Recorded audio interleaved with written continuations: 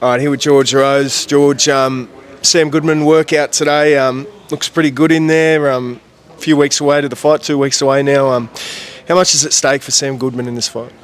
Plenty at stake for him. He's turned up with a couple more bruises on his forehead. Every time we see him, there seems to be a new little bump and bruise, but it shows that he's putting in the work. He's putting in the work. Everything's at stake. He's still undefeated in the division. Still, I believe, the best challenger for Naoya Inoue. He's the guy in the division who should be the world champ, if Inoue was not there. So everything's at stake. He's got a tough fight, a very tough fight. So he's back in action against a guy who can really, really take all of this away from him. So Sam Goodman's got to be absolutely on. And I think that he is. I think that you see the work that he's putting in. It's really showing. He's looking in good form and he's keen to get back in the ring too.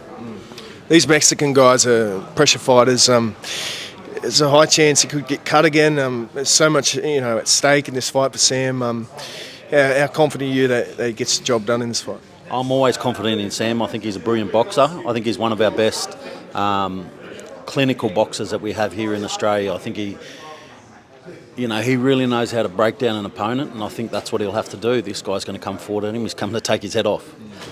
So Sam's going to have to be on. He's going to have to make sure that he's the total package on fight night. If he's not the total package, he's getting knocked off by this guy. This guy's a real well-credentialed world challenger. So when you're at this level, that's all you sort of got. You've got guys that want to take your head off and guys that see the opportunity on the other side of Sam Goodman. Sam Goodman's a name in the division and everybody wants a piece of him to try and get to the top. So Sam's just got to make sure that he's on and make sure he gets this win. Last one on this one. Got Inoue fighting next weekend in Las Vegas. Where's sort of Sam sit in that landscape? Yeah, well, look, I mean, obviously everything slowed down due to what happened with the previous injuries, but Sam still wants the belts. He's absolutely focused on the belts. He's still IBF #1 mandatory, so he's the guy that deserves that opportunity, deserves that shot. He deserves a world title shot. He's put in the work. He's stayed active. He's taken really tough fights, so he deserves to be at the top, and he deserves that opportunity. And should that opportunity come with Inoue, it'll be fantastic. He's a hell of a fighter, but it's one that I know that the Team Goodman believes that they can beat him, and hopefully we do get that opportunity again at some stage. But I know, his promoters, his team have done a really good job with planning out the rest of his year off the back of the injury. So he has got plans already, but we'd love to be considered for that because we want to fight for that world title. Now, Harry Garside, nice to have him back in the pro ranks as well. Yeah, and it's good to see that he's hungry to be amongst it. He's a hell of a competitor, Harry Garside. He's a guy who wants to be the best at everything he aims to achieve. So the fact that he's back in the pro ranks, the fact that he said that he wants to go for a world title is something that I love to hear. He's arguably one of our greatest amateur boxers of all time with what he achieved at the Olympics just recently. So having him back, he's a good personality too. He's a different personality.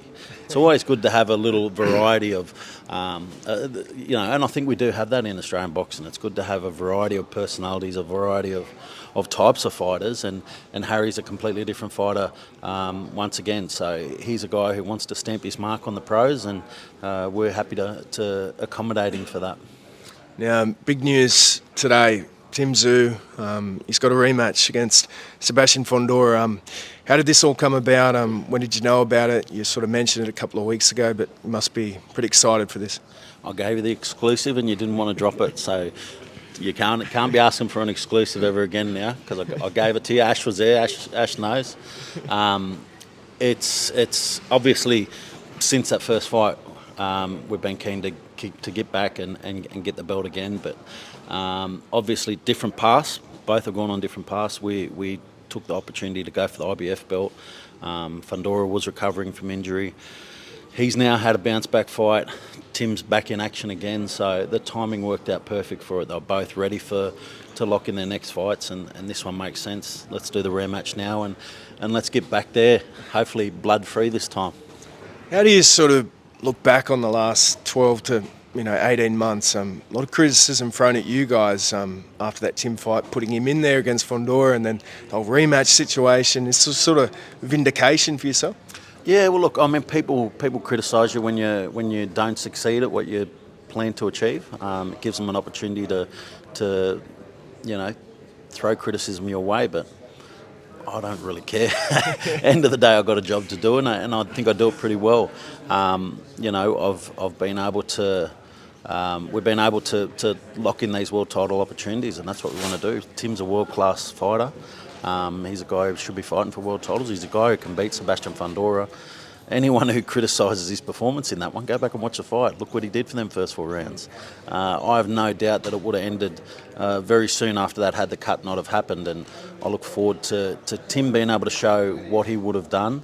Now he's got a full camp leading into it, but Fondora also does too. Fondora's a hell of a fighter. One of the best in the division, no doubt.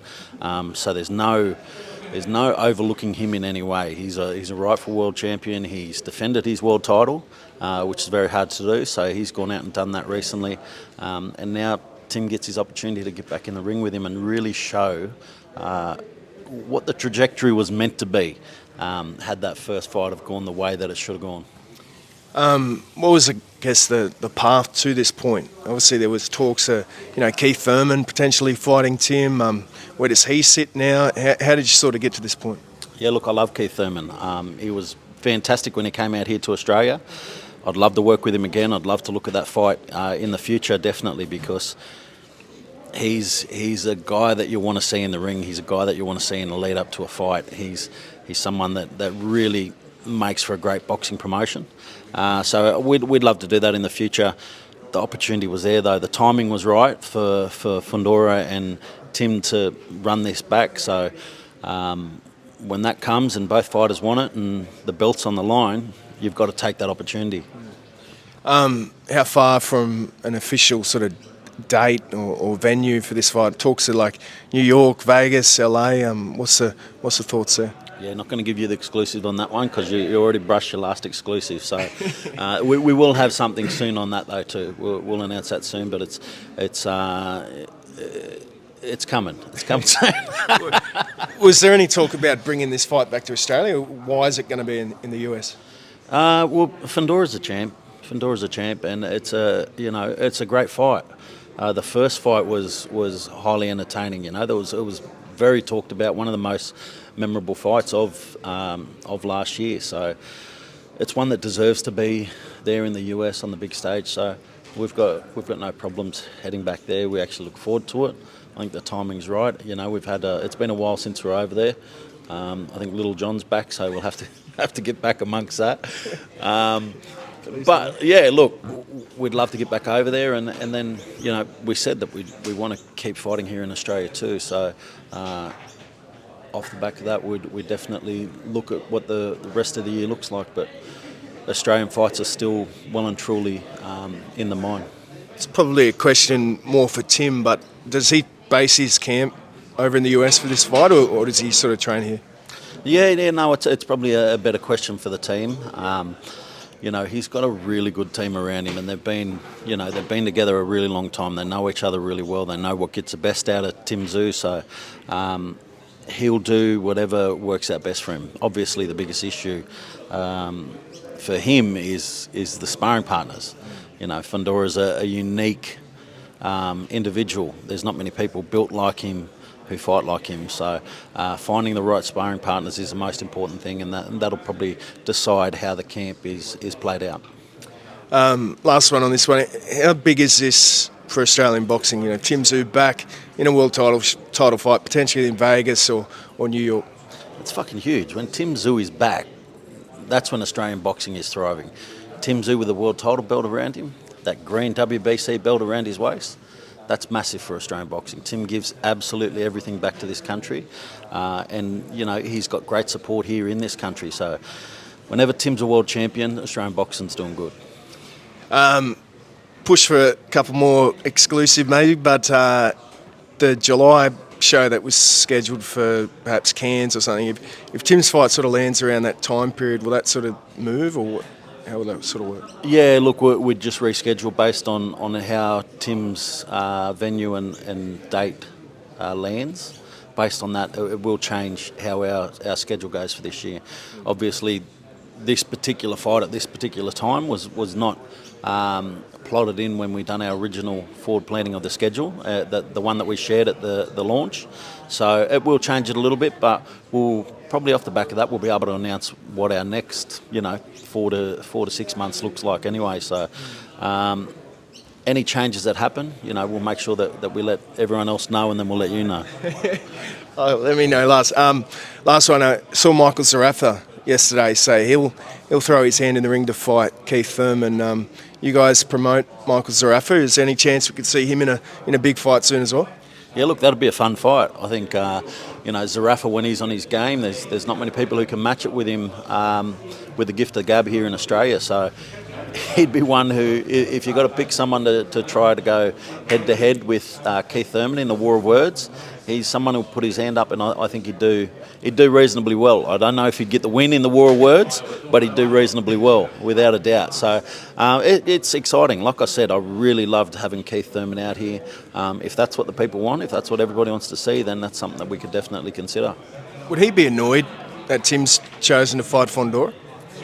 I think he'd understand the opportunity, and knowing that we're not putting a line through, the opportunity of fighting Keith Thurman in the future. The opportunity for Keith Thurman to fight for a WBC world title, should everything go to plan in the Fundora rematch, then that's something that probably means a little bit more to him as well. He's one of the legends of the sport, and the opportunity for him to fight for a belt against him would be even better. But again, definitely not looking past the Fondora fight. It's a very, very hard fight, very, very hard rematch, and Tim will be putting absolutely everything into that. Any update on Nikita Tszyu? Nikita Tszyu coming very, very soon. Again, everybody else will find out, and then we'll let you know, because you want to waste your exclusives, so we're not going to give you one.